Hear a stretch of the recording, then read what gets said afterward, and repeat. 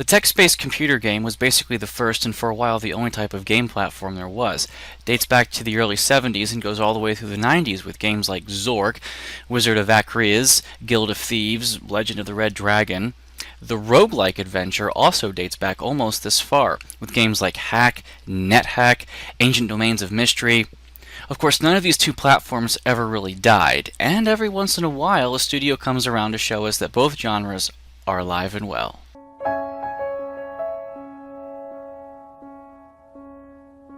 Zafehouse Diaries was released by Screwfly Studios and is their first debut title. You take charge of a group of 5 survivors in an unnamed town during a zombie infestation. The plot is simple. A note discovered tells your party a rescue helicopter will arrive within the week at the evac location and will rescue any survivors who contact it on the standard frequency at the designated time. It's up to you to search the town for clues as to the exact location, day, time, and radio frequency of the evac helicopter. You also need to discover a walkie-talkie in order to contact it. This is a turn-based, a text-based, and a roguelike game, so get used to reading and dying a lot.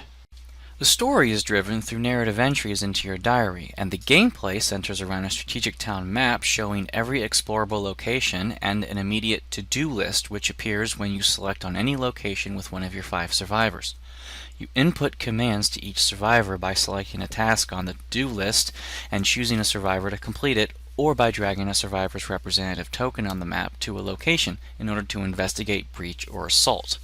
When satisfied with the queue, you progress to the next turn via the watch at the bottom. I mentioned that this is, among other things, a roguelike. This means random survivor stats, random town layouts, random loot, random chance for clues, and random events that all can make or break your game. As you progress through the game, the diary updates with entries explaining the outcome of events every turn, and this is the real charm of the game.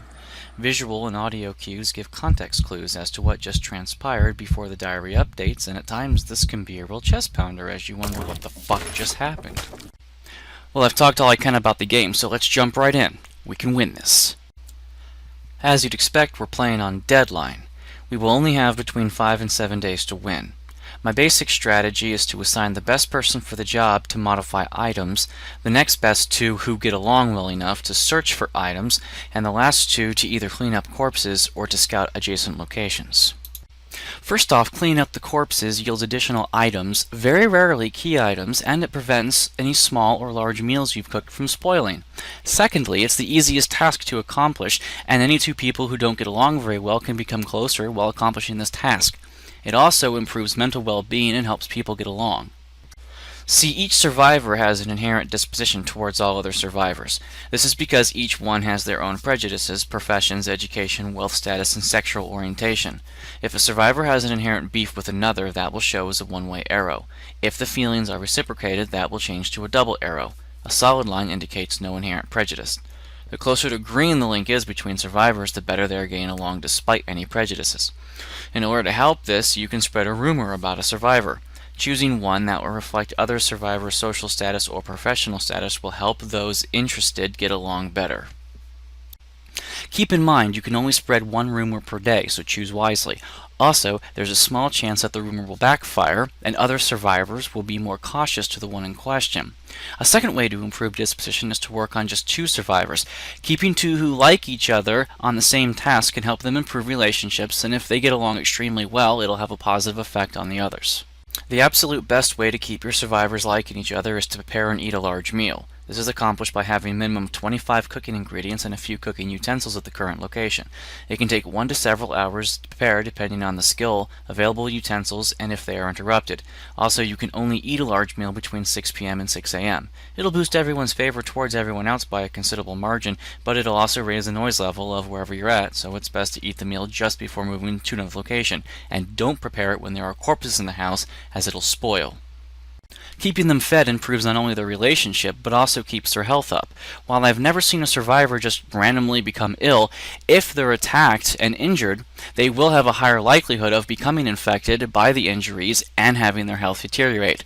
It also drains medical supplies, and eventually they will turn.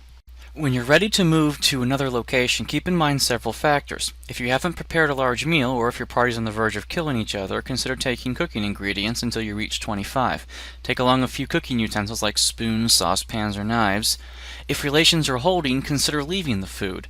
Bring ammo, weapons, armor, and a few miscellaneous items to make the next location easier.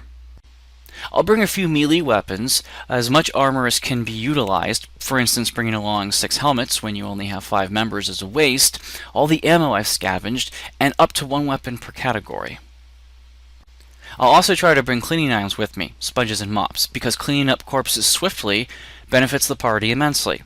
If there's any weight left over, I'll fill it with flashlights, binoculars, and up to 1 item that improves engineering. That is, an item to help improve other items.